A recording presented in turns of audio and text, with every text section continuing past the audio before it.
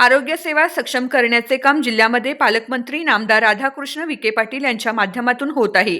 यामुळेच आज अनेक गावांमध्ये सुसज्ज रुग्णालयासोबतच कर्मचाऱ्यांसाठी निवास व्यवस्था देखील होत आहे।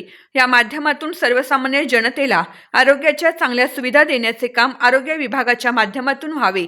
जिल्हा परिषदेच्या माजी अध्यक्ष सौ शालिनीताई विखे, यावेळी माजी मंत्री अण्णासाहेब म्हस्के पाटील, सार्वजनिक बांधकाम विभागाचे सहाय्यक अभियंता के.बी. गुंजाळ, उपअभियंता राहुल गुंजाळ, ट्रक वाहतूक सोसायटीचे अध्यक्ष नंदुशेठ राठी, प्रवरा फळे भाजीपाला सोसायटीचे उपाध्यक्ष विजयराव लगड, लोणीच्या सरपंच कल्पना मैड, अनिलराव विखे, प्रवीण विखे, दिलीपराव विखे, अशोकराव धावणे, दादासाहेब म्हस्के, ॲडव्होकेट नितीन विखे, रवींद्र धावणे, सोपान विखे, एन.डी. विखे, गणेश विखे, किशोर धावणे, ग्रामीण रुग्णालयाच्या अधीक्षक डॉक्टर स्वाती पवार, डॉक्टर जोरी, औषध निर्माण अधिकारी सुरेश गायकवाड, ग्रामविकास अधिकारी कविता आहेर, सदस्य सिंधुताई म्हस्के, कॉन्ट्रॅक्टर सुखदेव घुंगरे, पत्रकार आदी मान्यवर उपस्थित होते।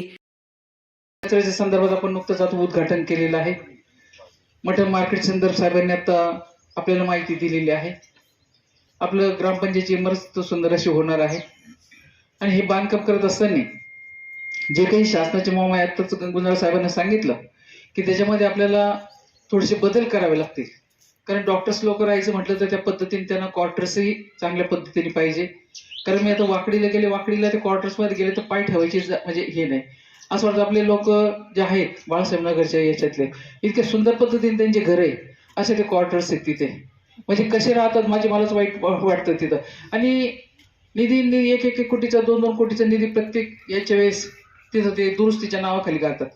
ठेकेदारांची जी काही काम असतात टक्केवारी जी बाकीचे लोक घेतात त्याच्यामुळे काम चांगलं होत नाही, तेव्हा आपलं गाव खरंच आपला आभार मानावं तेवढे फार कमी आहे, कारण चांगल्या पद्धतीने गावामध्ये एकोप असल्यामुळे चांगल्या पद्धतीने आपल्या गावामध्ये सर्व होतंय। प्रतिनिधी कैलास विखे, माय न्यूज, लोणी।